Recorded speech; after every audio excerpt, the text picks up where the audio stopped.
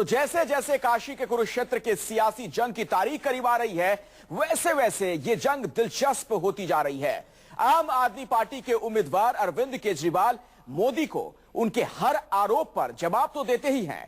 अब केजरीवाल ने मोदी के प्रस्तावक चाय वाले के जवाब में अपने नामांकन में भी चाय वाले को प्रस्तावक बनाया है। तो राजनीति का एक बिल्कुल अलग मिजाज देखने को मिल रहा है बनारस में। केजरीवाल कल वाराणसी से अपना पर्चा भरेंगे और इसके लिए उन्होंने वाराणसी के 80 घाट इलाके में चाय की दुकान चलाने वाले जयप्रकाश पोई को अपना प्रस्तावक बनाया है। नरेंद्र मोदी ने वडोदरा में अपने नामांकन में एक चाय वाले को प्रस्तावक बनाया था। अब वही काम केजरीवाल ने भी किया है। सवाल यही कि आखिर ये प्रतीकों की राजनीति जमकर क्यों की जा रही है, इसके जरिए क्या संदेश देने की कोशिश।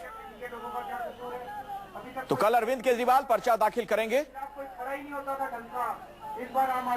केजरीवाल का प्रस्तावक बनाए जाने पर 80 घाट में चाय की दुकान चलाने वाले जयप्रकाश काफी खुश भी हैं। सियासत में माहिर केजरीवाल ने मोदी को जवाब देने के लिए चाय वाले को खास तौर से चुना है, क्योंकि वाराणसी में मोदी के प्रस्तावकों की लिस्ट में चाय वाले का नाम शामिल नहीं है।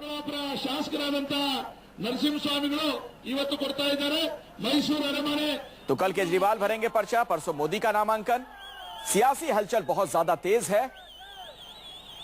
इस सियासी समर में सबसे बड़ा जो युद्ध का मैदान है वो बनारस ही नजर आ रहा है। पूरे देश की निगाहें इस ओर हैं। सियासत के दो कद्दावर नेता आमने सामने। संबंधित लोग प्रकाश पोई उनका प्रस्तावक बनने जा रहे हैं केजरीवाल के। हमारे संबंधित लोग हैं जो आए, हमारे जो फोन नंबर ये सब ले गए हैं। अभी आएंगे, आज जो है सारी बातचीत फाइनल हो जाएगी। कल हम लोगों को जाना है।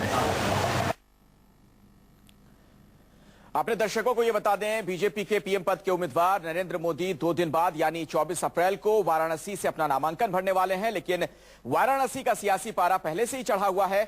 मोदी के नामांकन को लेकर गंगा किनारे काशी नगरी में तैयारियां जोर शोर से चल रही हैं। बनारस हिंदू यूनिवर्सिटी के छात्रों के बीच भी इन दिनों चर्चा का विषय काशी में दिग्गजों की यही सियासी जंग है।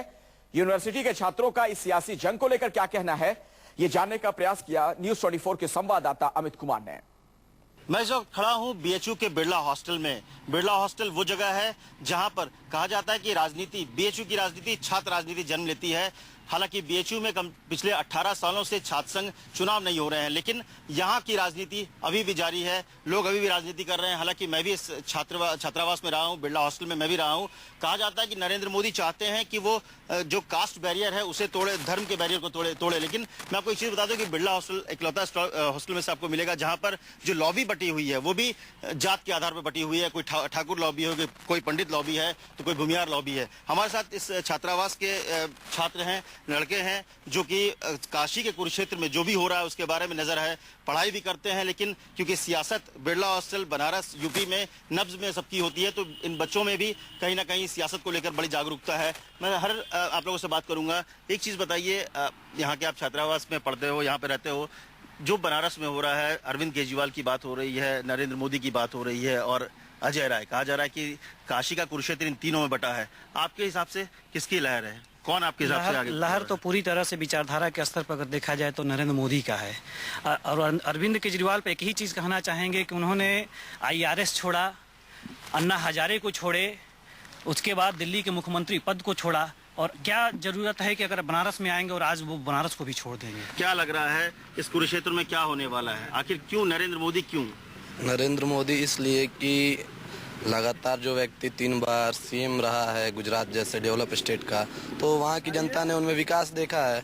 तो बनारस की वजह जनता को ऐसा लगता है कि हमें बनारस में भी उसी तरह का विकास मिलेगा, वर्ल्ड क्लास हाइप मिलेगा टूरिज्म और हर जगह।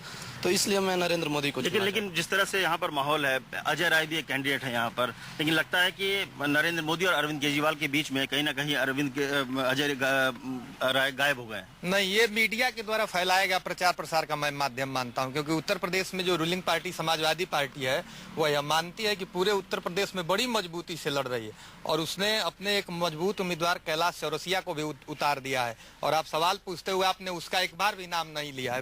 लेकिन मुझे बहुत खेद है ये कहते हुए, और आपकी ये जिम्मेदारी बनती है। सपा बसपा लड़ाई लड़ रही है, इसमें कोई दो राय नहीं, लेकिन अगर काशी कुरुक्षेत्र की बात करें तो यहाँ पर तो सिर्फ 3 नाम घूम के रह गए। काशी के कुरुक्षेत्र में आप लोगों द्वारा बनाई गई हवा है। जहाँ तक मोदी की बात है तो बनारस एक कॉम्युनल जगह नहीं है, ये सदैव से धर्मनिरपेक्ष जगह रही है। यहाँ कबीर भी रहे हैं, गौतम बुद्ध भी रहे हैं, और बनारस की जनता आज इस स्थिति में आ गई है कि हिंदू मुस्लिम मिल करके और उस छवि को तहजीब पुनः एक बार स्थापित। मैं एक बार 24 को मोदी जी का नामांकन है, उसी दिन सारी बात क्लियर हो जाएगी कौन जीते। चलिए देखिए, यहाँ पर जैसे छात्र जो हैं वो निश्चित तौर पर, क्योंकि यहाँ पर सिर्फ अगर नमो की लहर की बात करें तो लोग नमो की लहर में बहने को तैयार नहीं, लेकिन हाँ क्योंकि छात्र हैं, ग्रेजुएशन के हैं, पीजी के छात्र हैं, लेकिन निश्चित तौर पर ये सारे लोग सियासत को बहुत अच्छे से समझते हैं, इसलिए सबकी राय आप देख रहे हैं किस तरह से है, क्योंकि सिर्फ नाम के साथ ये नहीं जा रहे हैं बल्कि कुछ उम्मीदें हैं, क्योंकि बनारस की जनता को सबसे बड़ी उम्मीदें हैं, बनारस के विकास की बात है, और कहीं ना कहीं ये भी डर है